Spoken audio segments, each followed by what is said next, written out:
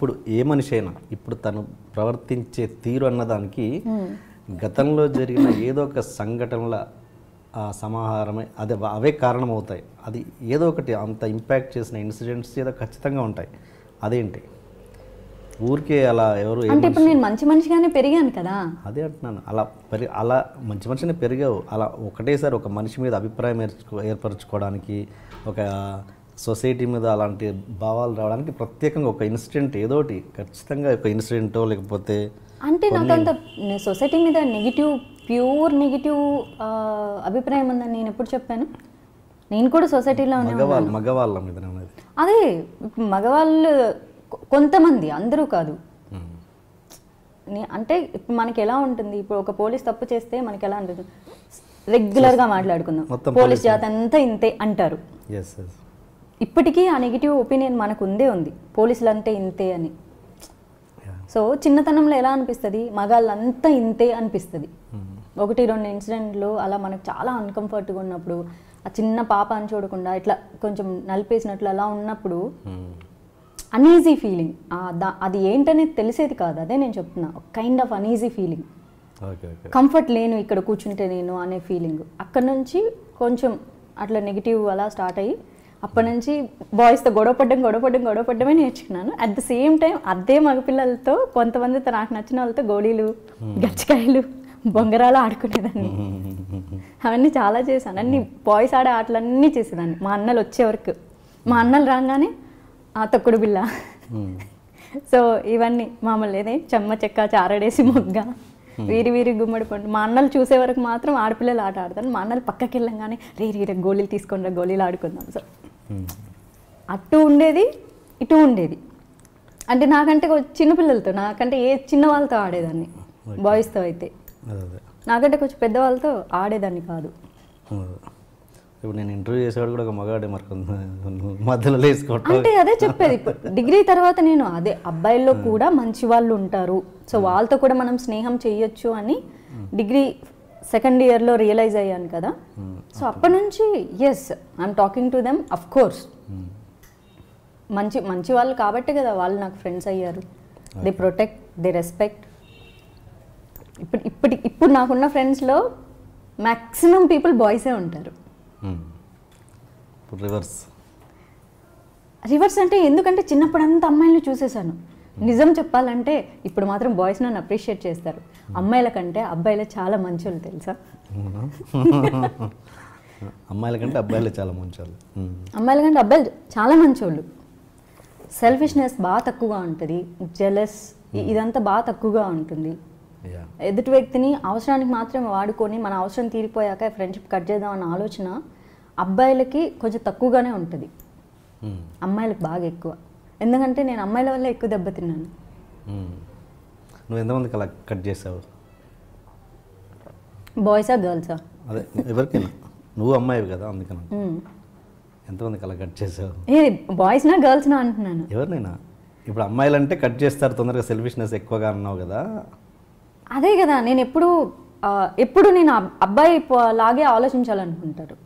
అంటే మా మమ్మీ నన్ను అలో చేయలేదు కానీ టాంబాయ్ లాగా ప్యాంట్ షర్ట్లు వేసుకొని తిరగటానికి ఆలోచన విధానం మాత్రం అలానే ఉండేది. ఎప్పుడు అనుకున్నాను నేను ఎందుకు అబ్బాయిలా పుట్టలేదు, నేను ఎందుకు పుట్టలేదు అబ్బాయిలాగా, అలా ఫీలింగ్ ఉండేది నాకు. సో నేను సగం అమ్మాయిలాగా థింక్ చేస్తే సగం అబ్బాయి పాయింట్ ఆఫ్ వ్యూలో థింక్ చేస్తే ఇప్పటికి కూడా అమ్మాయిలు బాగా అందంగా ఉంటే అమ్మాయి భలే ఉంది కదా అంటాను. సో నేను అంటే నాకు నచ్చకపోతే ఇప్పుడు నా పాయింట్ ఆఫ్ వ్యూలో నేను కరెక్ట్, అవతల పాయింట్ ఆఫ్ వ్యూలో ఈరోజు వరకు ఎవరికి ఛాన్స్ రాలేదు. వాళ్ళే కట్ చేసుకొని వెళ్ళిపోతారు. వాళ్ళకి వెళ్ళిపోయేటప్పుడు చెప్తాను ఏదో ఒక రోజు తిరిగి వస్తావు అని. నా లైఫ్లో ఎంతవరకు అందరు తిరిగి వచ్చి సారీ చెప్పిన వాళ్ళే. అంటే నా సైడ్ మిస్టేక్ లేదనే కదా. నేను తప్పు చేస్తే ఖచ్చితంగా సారీ చెప్తాను, డౌటే లేదు. ఎందుకంటే ఈరోజు కాకపోతే ఓ 10 రోజుల తర్వాత నేను తప్పు చేశానని నాకు తెలుస్తుంది కదా. నేను కావాలని కొంతమంది హర్ట్ చేశాను కూడా. అలా ఒకరిద్దరికి వాంటెడ్లీ సారీ కూడా చెప్పలేదు ఈరోజు వరకు. ఏం జరిగింది ఎందుకు చెప్పలేదు? అంటే ఒక మంచి కారణం కోసమే హర్ట్ చేశాను. ఎట్లా? హైదరాబాద్ వచ్చిన కొత్తలోనే, సో ఒక అబ్బాయి, నేను obviously good friends, he such a nice person. తనకి తెలిసింది ఒకటే, కేరింగ్. చాలా కేర్ తీసుకునేవాడు. టైంకి ఫుడ్ తిన్నావా, టైంకి నిద్రపోతున్నావా, తనకు తెలిసింది ఈ రెండే. ఎప్పుడు అదే అడిగేవాడు. కొన్ని రోజుల తర్వాత లవ్ ఎక్స్ప్రెస్ చేశాడు. నాకు అలాంటి అభిప్రాయం ఏం లేదు. కోర్స్ అందరు అమ్మాయిలు ఇలానే చెప్తారు, బట్ నేను ఫ్రాంక్గా చెప్తున్నాను, నాకు అలాంటి అభిప్రాయం లేదు అంటే తను కూడా చాలా క్లియర్గా చెప్పాడు.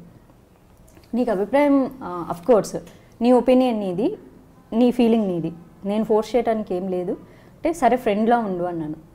తను ఒక మాట చెప్పాడు, అది నాకు ఇప్పటికీ చాలా బాగా ఇష్టం. చాలామంది అబ్బాయిలకు కూడా చెప్పాను.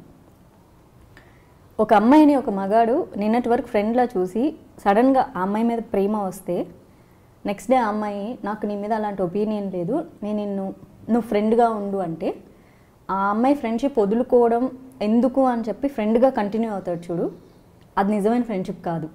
ఒక్కసారి అబ్బాయి ఒక అమ్మాయిని లవ్ చేస్తే తనకి వేరే వాడితో పెళ్ళయ్యి పిల్లలు పుట్టినా సరే వాడు ఆ అమ్మాయిని గర్ల్ ఫ్రెండ్లానే చూస్తాడు. ఇంకొక ఒపీనియన్తో చూడలేడు. ఫ్రెండ్గా చస్తే చూడు. అది చచ్చిపోయి ముసలిదైపోయే వరకు ఒకప్పుడు నా గర్ల్ ఫ్రెండ్ కదా అని మాత్రమే అనుకుంటాడు. ఇదే ఫ్యాక్ట్.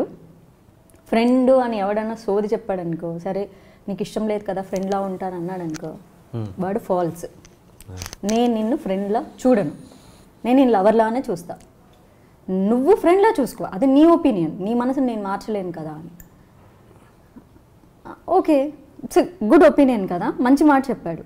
సో అలా కంటిన్యూ అయింది. చాలా మంచిగా కేరింగ్. అంతే. తనకు తెలిసిన ప్రేమ ఏంటంటే ఎప్పుడూ ఇంప్రెస్ చేయలేదు. ఎప్పుడూ ఒక అబ్బాయిలాగా ఒక గొప్పగా ఒక మంచి మాట కూడా మాట్లాడలేదు. మంచి మాట ఇన్ ద సెన్స్ అదే అమ్మాయిని పటాయించడానికి, నువ్వు బాగున్నావు అని అట్లీస్ట్ ఎంత మంచిగా రెడీ అవ్వు. నేనే అడుగుతాను, నేను ఎలా ఉన్నా అంటే నీకే ఎప్పుడో ఒకేలానే ఉంటావు అంటాడు. సో నాకు అర్థమైంది కేరింగ్. ఫుడ్ తిన్నావా లేదా, ఇంకా కొన్ని రోజులు అయిపోతే ఎందుకు నాకు ఎలాగో తన మీద ఎలాంటి ఫీలింగ్ రావట్లేదు, రాదని కూడా నాకు తెలుసు. కావాలని హర్ట్ చేశాను టు బ్రేక్ ద రిలేషన్. ఇంకా ఫ్రెండ్షిప్ కూడా వద్దు, ఎందుకంటే అలా ఫ్రెండ్షిప్ కంటిన్యూ అయితే ఆ అబ్బాయి ప్రేమ కూడా కంటిన్యూ అవుతుంది కదా, అది నాకు ఇబ్బంది. చాలా తన మనసు బాధ పెట్టి చాలా అక్కడికి అన్నాడు, నువ్వు కావాలని కొట్లాడడానికి ట్రై చేస్తున్నావు కదా అని. లేదు కావాలని ఏం కాదని. తనకి కొంచెం ఈగో అనమాట. ఎవరికైనా ఈగో ఉంటుంది. ఆ ఈగో మీద కొడితే ఎప్పుడైనా రియాక్ట్ అవుతాడు. సో వాంటెడ్లీ చాలా బాధ పెట్టే విషయాలు మాట్లాడితే చాలా హర్ట్ అయ్యాడు. రేపటి నుంచి అసలు నీతో మాట్లాడను నేను, నాకు కూడా అదే కావాలి అన్నాను. అంతే, బ్రేక్. నాకు తెలుసు నేను ఆ రోజు కావాలని తప్పుగా మాట్లాడాను. నేను